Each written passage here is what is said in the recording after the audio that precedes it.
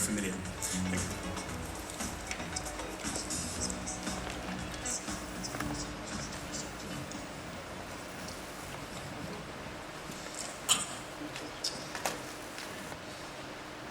Good morning.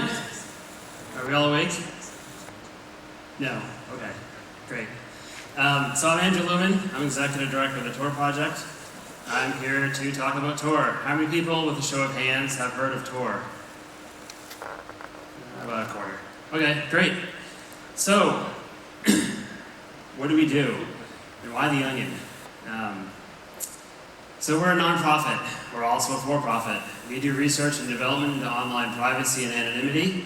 We believe that you have a right to be private. You have a right to your anonymity when you want it. I bet all of you have doors, have locks, have window blinds, have curtains, and close the door when you go to the bathroom. That's the core of privacy. These are all the things you want. These are all the things you need when you want it. When you're on the internet, everything you do can and is tracked. You may have heard of things like the NSA is recording the entire internet all the time, just in case. There are plenty of rumors that the Russian FSB and the Chinese MSS are doing the exact same thing. They just not have their own Snowden to expose it yet. We write software. We write a lot of software. Our most popular product is called the Tor browser. It's a simple download, and you extract it and you run it.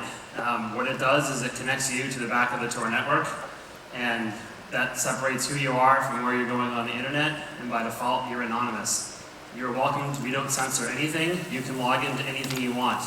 Millions of people in the world from countries that block at Facebook and Twitter use Tor browser to get into Facebook and Twitter, so they can log in, see what's going on, and see how things are going. We also write a lot of other software.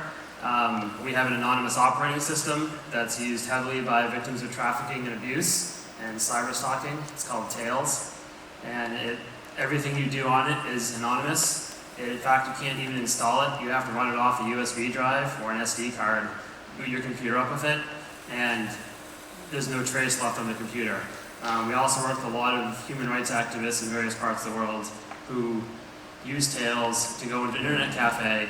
Most internet cafes, having been to these places, are infested with every malware and porn spyware possible, and no one trusts those computers. No one wants to do banking on an internet cafe computer, so they use Tails as a clean OS to boot it up, run it, do their banking, do their transactions, log into their email, and then pull it out and walk away without giving various crime networks access to their email and banking and everything else.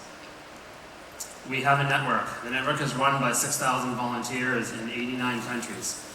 The network is a series of relays. It's a little bit of code you run on your computer or in hardware or anywhere else you want in your routers, and it provides the connectivity for the Tor clients to connect to, and your client will pick 3 of these relays anywhere in the world, and all it does is relay encrypted traffic. Right now, we are around 6,000 relays, and the top 25% probably push the vast majority of bandwidth. We also do a lot of research. We encourage universities and institutions to research our software. Our software is BSD licensed, so you can take it, you can do whatever you want with it. Hopefully you do good things with it. At the same time, we think 5 to 10 years ahead. We're funded by the US State Department, DARPA, and National Science Foundation to think about what will the internet look like in 5 to 10 years, and how do you protect your privacy on such a network. The military are very interested in how to maintain their privacy online. At the same time, they have the military networks are fully identified down to your DNA because it's tied to your chip and your common access card. All of that, people want their privacy when they want it.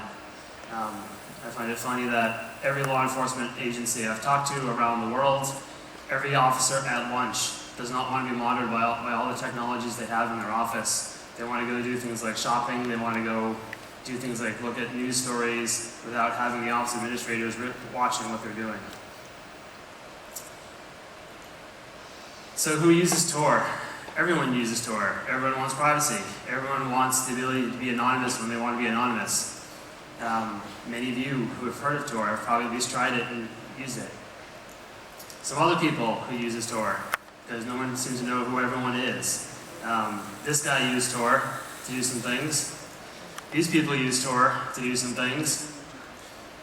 These people use Tor to allow for anonymous whistleblowing, so when people have corruption inside agencies, governments, or other organizations, they can anonymously have a conversation with a whistleblower.